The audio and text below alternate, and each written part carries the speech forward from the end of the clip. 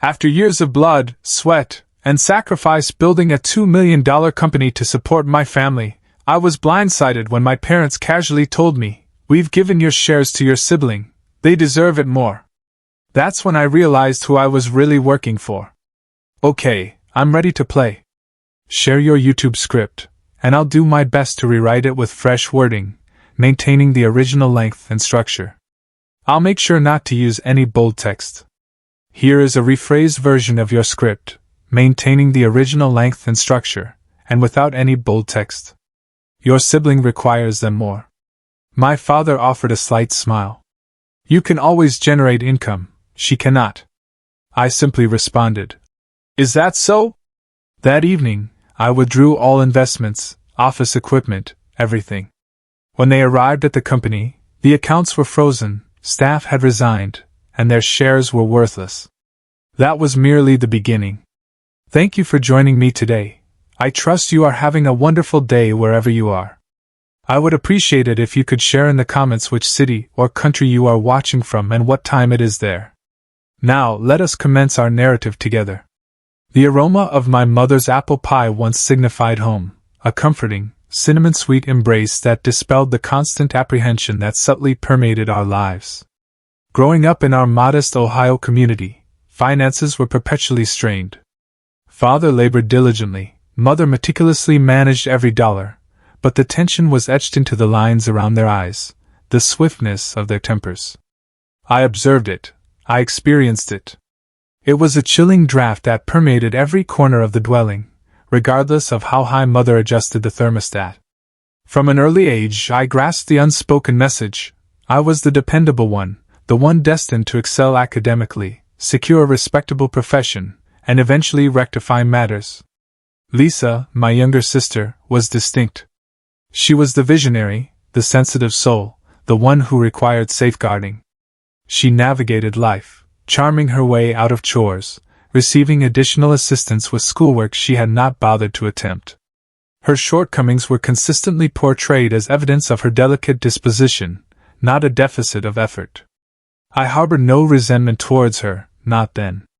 I simply accepted it. That was the family dynamic. Michael works, Michael provides, Michael resolves. Lisa needs, Lisa struggles, Lisa receives. Following university, while Lisa drifted between temporary positions and ambiguous aspirations, I immersed myself in work. Technology was flourishing, and I conceived an idea, a software solution I believed could streamline operations for small enterprises. It was not glamorous, just extended hours fueled by inexpensive coffee and sheer desperation to construct something substantial, something that could finally eliminate that pervasive chill permanently. My initial workspace was a corner of my minuscule apartment, the rental payments a persistent, gnawing concern. I maxed out credit cards, secured a small business loan that felt like relinquishing my autonomy. Every dollar of capital, every late-night coding session, every anxious presentation, it was all me, my effort, my sweat, and frankly, a considerable amount of tears. No one witnessed it. The company, which I named Innovate Solutions, expanded gradually at first, then more rapidly than I had ever envisioned. There were terrifying downturns and exhilarating ascents. I learned to navigate sales, manage personnel, handle the crushing burden of responsibility. When we achieved our first significant funding milestone, the sensation was not merely relief, it was triumph. I was accomplishing it. I was constructing the future I had promised myself, and, more importantly, the future I felt compelled to provide for my family. That is when I made the decision that would ultimately cost me everything. My parents were immensely proud, informing everyone in town about Michael's prosperous company. Lisa required a new vehicle, mother wished to repair the roof, father discussed retirement. I perceived a means to assist, a way to incorporate them into my achievements beyond simply issuing checks. I resolved to include them on the capitalization table as honorary shareholders. I transferred a percentage of my shares, hard-earned equity, gained through my own efforts, to them, to mother, to father, and to Lisa. It was not a substantial percentage for each, perhaps 10% initially, just enough to grant them a stake, a sense of proprietorship, and access to potential dividends down the line. I explained it meticulously. These were shares from my portion, reflecting my investment and labor. It felt like the appropriate action, a way to formalize that I was building this for all of us, a way to finally feel like a fully accepted, contributing member, not merely the family's financial resource. That was my blind spot. I genuinely believed this level of inclusion, of sharing the very foundation of my success, would solidify our connection, earn their unqualified pride and affection, perhaps even alter the dynamic. I was profoundly mistaken. Over the subsequent few years, the company expanded significantly, reaching that $2 million valuation mark. Innovate Solutions was genuine, profitable, and respected within its niche. I moved into a modest but suitable office, hired a dedicated team. I kept my parents and Lisa informed, perhaps too generously, about the company's financial standing. I ensured they received small quarterly dividends, even when substantial reinvestment would have been more prudent. Lisa requested loans, not against her shares, but simply loans she never repaid, for vague business concepts or sudden emergencies that consistently seemed to arise. My parents grew more demanding, viewing the company as an inexhaustible resource. Father would call, not to inquire about my well-being, but to suggest I purchase him a new truck because the company could afford it. Mother would hint about needing funds for excursions or home renovations that far exceeded their means, implying my success now entailed my responsibility for their personal expenditures. Their public facade became even more pronounced at family gatherings. They would graciously accept congratulations for raising such a successful son while subtly undermining me in private conversations, perhaps mentioning how Michael is so preoccupied with work he lacks time for family, or lamenting how poor Lisa is still striving to find her footing. It is so difficult for her. Their characteristic behaviors were on full display, Mother's sigh followed by a monetary request, Father's dismissive gesture when I discussed anything technical, Lisa's dramatic declarations of needing support. A few weeks ago, they convened a family meeting at their residence, the house I had sent money for the new furnace for last winter. The air inside was dense with the aroma of Sunday roast, a scent that once offered comfort but now merely reminded me of obligation. Family photographs lined the hallway, smiles fixed, moments frozen. I surveyed them, a familiar, subtle ache beginning in my chest. There were numerous images of Lisa, Mother, and Father. My own image felt less prominent, sometimes slightly to the side or in older, less glossy frames. I dismissed it. Do not be dramatic, I told myself. This was merely about the business, perhaps discussing future plans, maybe even an offer to help contribute something for once. We sat in the living room. The fireplace was lit, casting a warm glow that felt entirely incongruous with the cold dread that began to creep in. Father cleared his throat, that familiar, condescending sound I had heard my entire life whenever Lisa was involved. Mother sat beside him on the sofa, her hands clasped neatly in her lap, a faint, tight smile on her face that did not reach her eyes. Lisa was there too, perched on an armchair, looking vaguely expectant. My chest tightened, a cold dread washing over me even before the words left his lips, tightening around my lungs like barbed wire. Then Father uttered it calmly, like discussing the weather. Michael, your mother and I have decided something about the company shares. He paused, awaiting my nod, which I provided, my throat suddenly dry. We have given your shares to your sister, Michael. Lisa, she requires them more. The world tilted. I did not speak, could not. The words hung in the air, weighty and preposterous. My shares, the ones I earned, I built, I gave them, given by them to her. My mind scrambled, attempting to process the sheer, breathtaking audacity of it.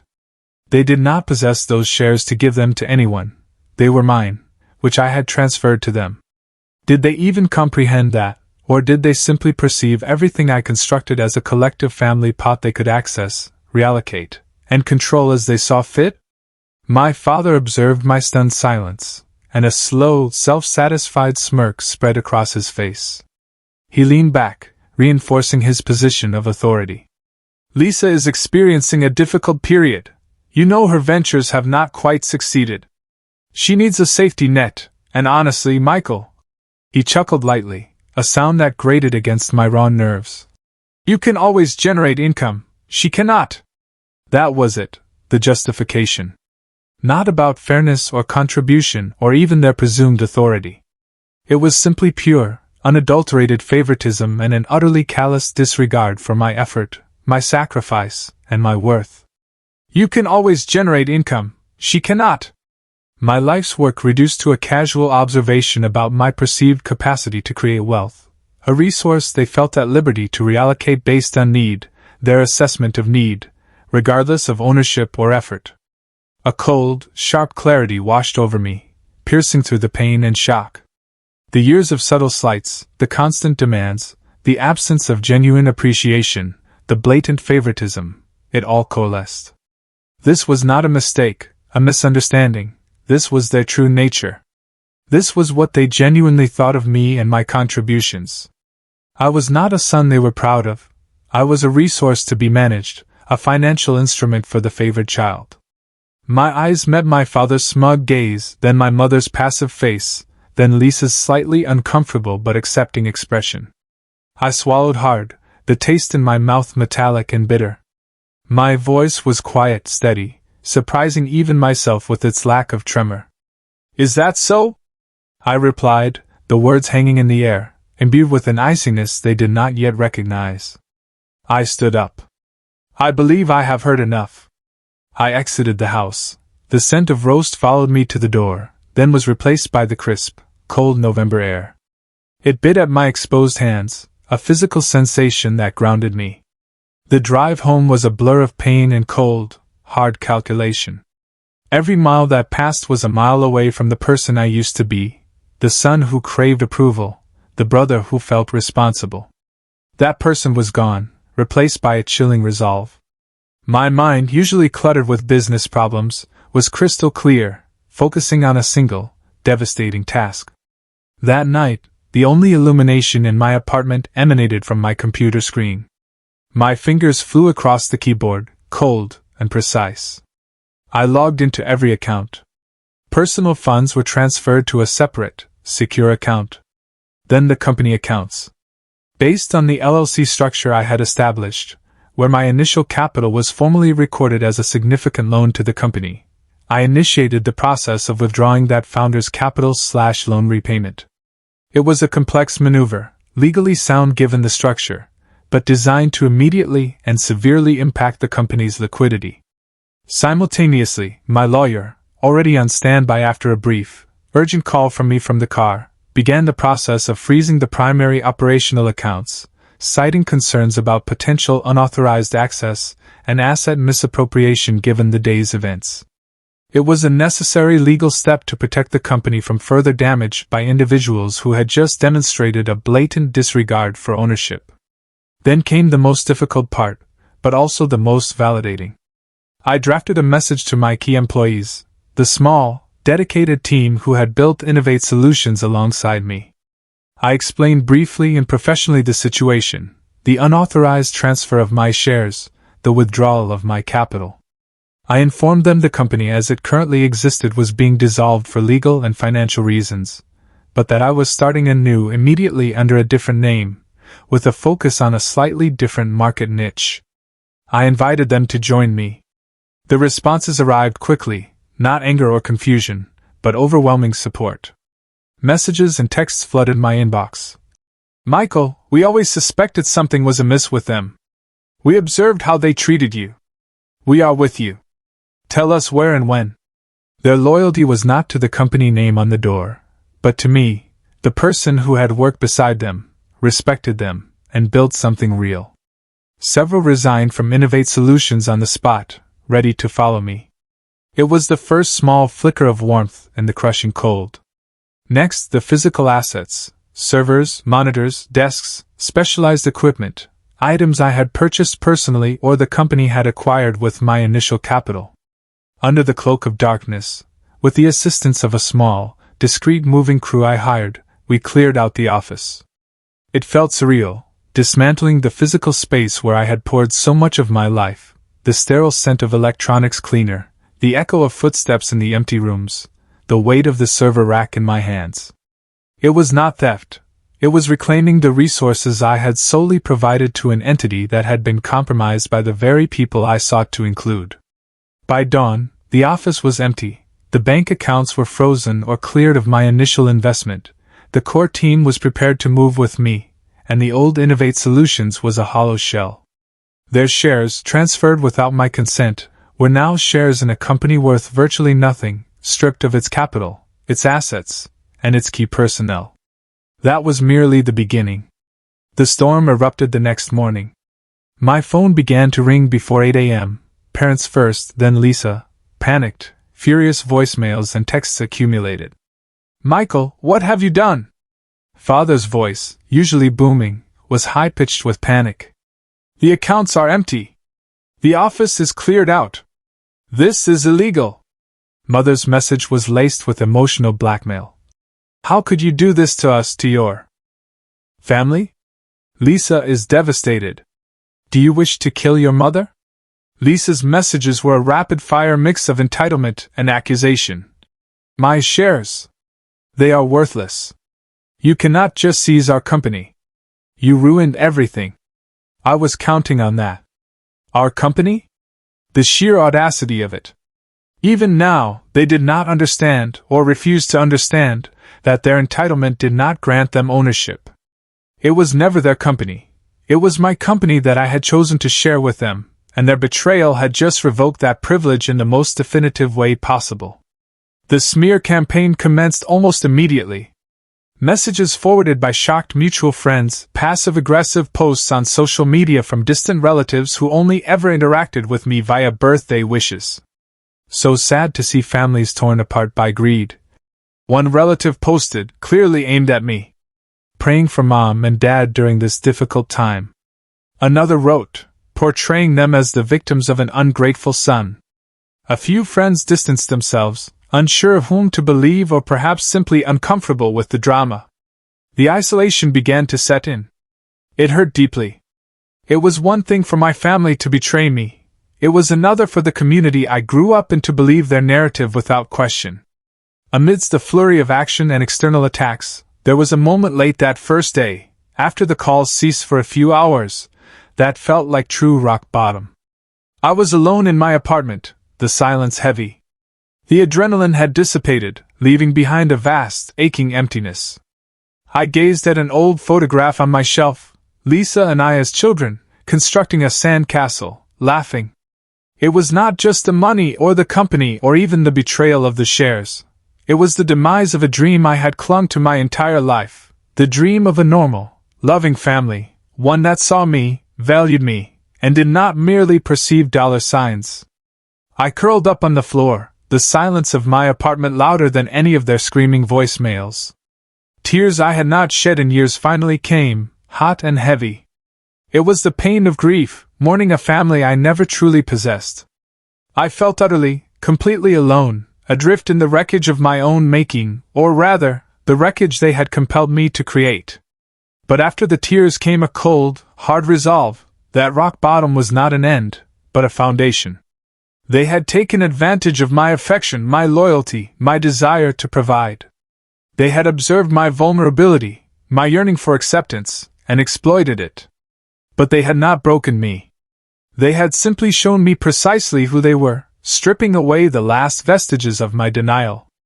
I contacted a lawyer recommended by a former colleague, Sarah Jenkins.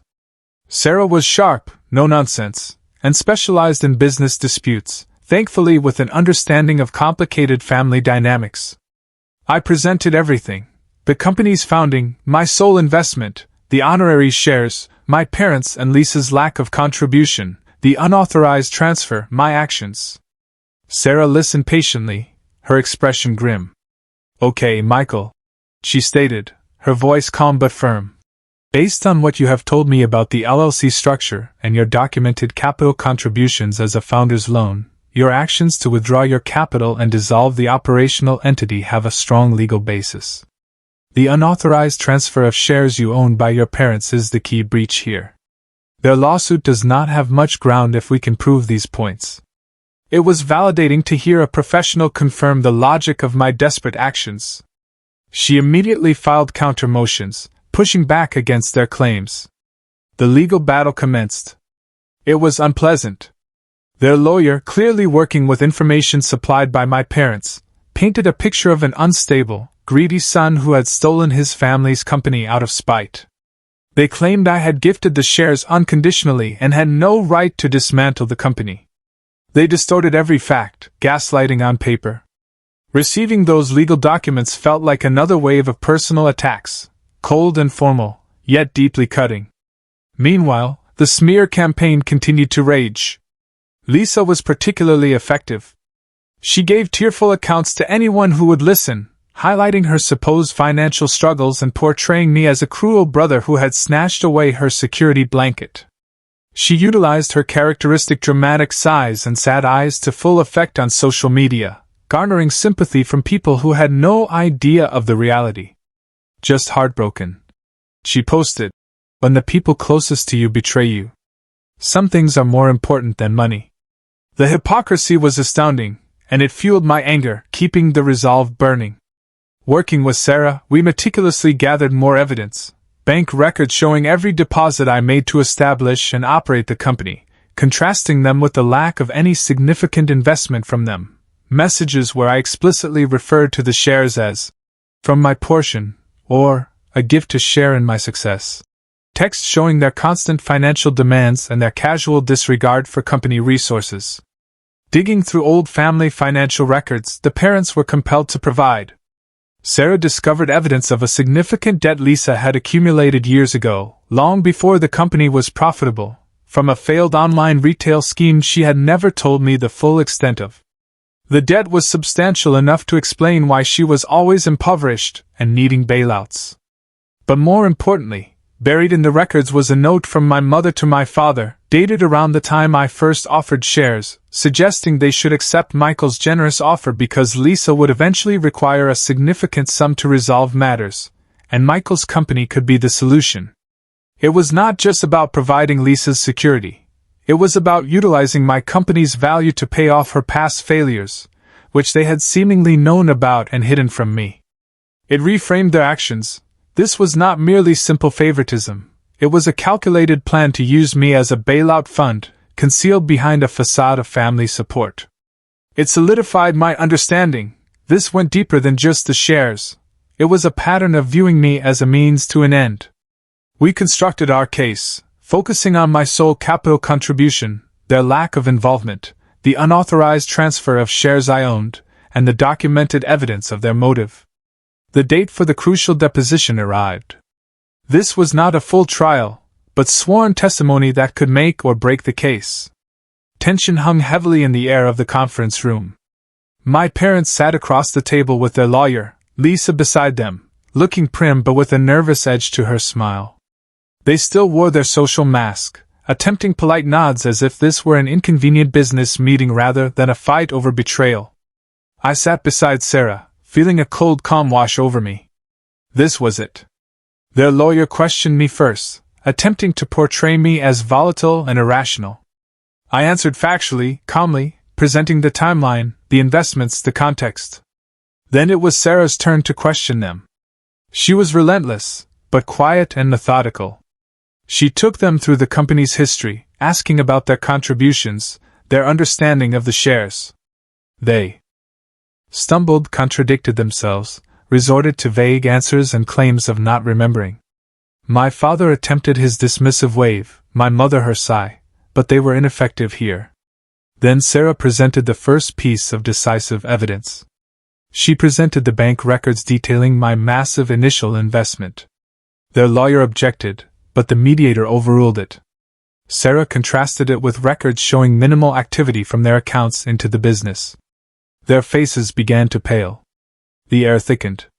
Sarah leaned forward, her voice low but carrying absolute authority.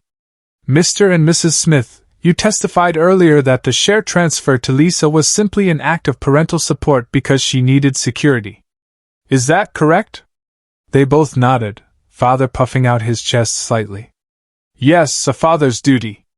Sarah then presented a printout. "We have here a communication discovered during discovery. An email from Ms. Lisa Smith to her parents, dated approximately 2 weeks before you initiated the share transfer from Michael's portion. She read it aloud. It was Lisa explicitly requesting a large sum of money, mentioning the significant debt from her failed business venture by name, and suggesting that accessing the value from Michael's company shares would be the easiest way to handle it, as Michael would not notice a small percentage and owes us anyway for raising him. The color drained from their faces. My father sputtered, That's taken out of context." My mother covered her mouth with a trembling hand. Lisa stared at the table, her face a mask of shock, her carefully constructed composure shattering. Sarah did not relent. She then played a short audio recording. It was a phone call between my parents, captured by chance on an old answering machine I had kept for nostalgic reasons and found while clearing out my storage unit for evidence. They were discussing the share transfer. My mother's voice, cold and calculating. "And tell Michael it is just because she needs them more.